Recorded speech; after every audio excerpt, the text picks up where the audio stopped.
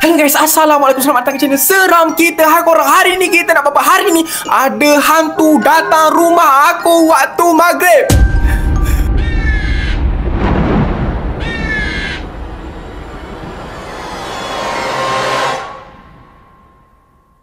So guys, macam aku cakap tadi, ada hantu datang rumah aku waktu maghrib. Kenapa aku cakap macam tu? Sebab tadi waktu maghrib aku baru balik rumah.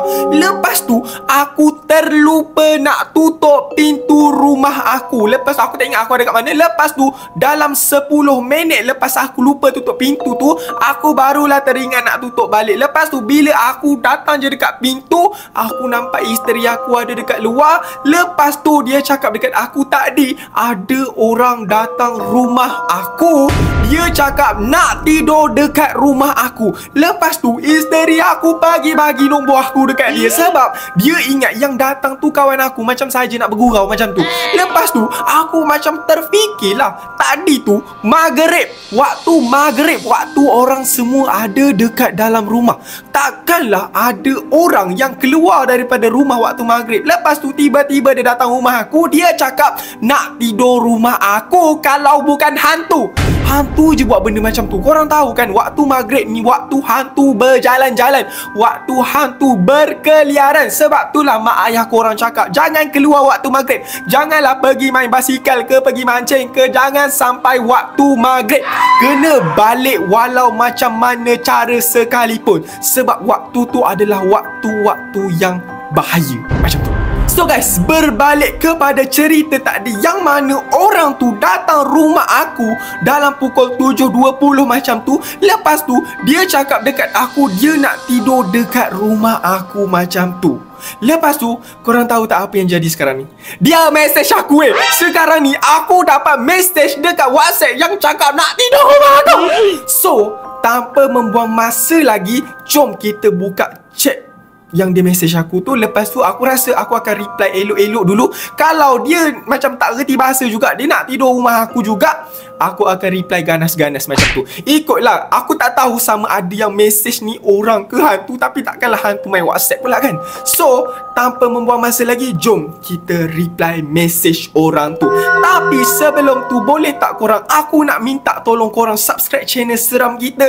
Dan jangan lupa like video ni. Dan jangan lupa juga komen dekat bawah. Korang komen lah apa-apa sekalipun, aku akan like komen korang. So without further ado, jom kita reply message orang tu. Let's go. So guys, sekarang ni kita dah ada dekat WhatsApp nombor orang tu. Dan dia message aku macam korang tengok sekarang ni, pukul 7.30 malam, pukul 7.30 maghrib. Dia cakap dekat aku, rumah kosong lagi, nak tidur sini. Selama badak dia cakap macam tu. Bukan nak bagi salam ke apa dulu kan. Tak apa, jom kita reply terus message dia. Sorry, tak ada. Kita cakap straight to the point terus supaya dia faham. Kalau dia tak faham juga, aku tak tahulah nak cakap apa lagi. Malam ni aku masuk. Siapa yang cakap boleh? Pukul 12 malam. Aku tak cakap pun boleh. Aku cakap tak boleh kan. Tak boleh tidur sini. Dah kenapa kau tak ada rumah ke sampai kau nak tidur rumah aku macam tu? Kalau tak ada rumah sekalipun, sewalah hotel ataupun sewalah rumah macam tu. Janganlah sampai nak tidur rumah orang, buang terbiat ke apa? Kenapa pula dia tanya sebab tak boleh kan? Dah kenapa dia macam persoalkan? Dah aku tak bagilah nak macam mana. Kenapa kau nak tidur rumah aku? Kenapa? Kau ni aku pukul juga kau ni kan. Ni hotel. Sejak bila pula aku buka hotel ni? Bukan. Pergi, syuh. Weh, korang rasa kasar tak cara aku chat dia? Tapi sebab aku dah cakap elok-elok kan tadi, tak boleh macam tu. Lepas tu dia macam, lepas tu dia cakap pula rumah aku hotel. Seorang je. Rumah aku sempit dan panas. Tu masalah aku ke? Rumah kau panas? Rumah aku panas juga. Seorang je. Dah, aku tak kisahlah kau bawa satu family 6 orang. Aku tak kisah. Memang tak boleh nak tidur macam tu. Memang tak boleh tidur rumah aku. Kenapa kau nak tidur rumah aku? Aku tak faham. Ni persoalan aku. Satu malam je nak tenang. Masalah sekarang ni, kalau kau tidur rumah aku yang tak tenang. Tak boleh. Tolonglah faham bahasa orang ni. Sudah sampai. Dia hantar gambar dekat depan rumah aku. Jap. Aku tak tutup ke pintu rumah aku? Macam terbuka sikit. Aku masuk dulu ya. Jangan. Kenapa pula ni aku tak jemput kau masuk pun? Aku call polis nanti. Weh, kenapa dengan orang ni macam tak betul pun ada? Aku cakap kan tak boleh. Takkanlah dia tak faham juga macam tu. Kenapa? Aku ada pula batang kayu dekat sini. Aku nak pukul dia. Kenapa? Aku cakap tak boleh kan? Ikut suka hati aku lah. Kenapa tak boleh macam tu? Hotel kan? Masa bila aku buka hotel? Masa bila aku buka hotel? Bila masa aku buka hotel?